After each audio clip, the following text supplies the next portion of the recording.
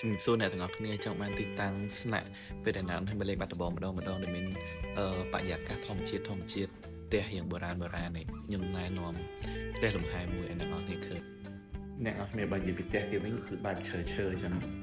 បើមកថតរូបអីលយហ្មងភាសាអីវាពណ៌ឈើអញ្ចឹងគឺថតគឺលើកសាច់យើងឲ្យសស្អាតហ្មងអ្នកនរគ្នាឃើញខ្ញុំថតឡើងភ្លឺអញ្ចឹងប្រឡប់អង្គុយលេងដូចវេរ៉ុងដាអញ្ចឹងមើលទេសភាពឃើញហើយ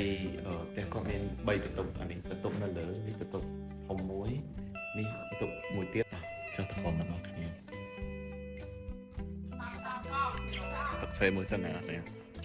ម្ចាស់តែលំហែគេទិញកាហ្វេទិញបាយទិញអីឲ្យទាំងអស់នេះត្រជាក់មែនទេណានេះអញ្ចឹងអ្នកណាដែលគាត់មកលេងបាត់ដំបងហើយក៏អត់មានផ្ទះស្នាក់អញ្ចឹងណាគាត់អាចមកជួលមកតំណជួលផ្ទះលំហែរបស់គាត់នេះបានមុខតា homestay នៅបាត់ដំបងយើងនឹងឯងស្រួលផ្ទះធំមាន3បន្ទប់ធំគឺធ្លាធ្វើ party អីមកអែមស្អាតហើយជាមួយគាត់រៀបចំថែមដាក់អីច្រើនតិចអូនអ្នកនរគ្នាគាត់មានកន្លែងឆាចឡានដែរដោយសារគាត់ម្ចាស់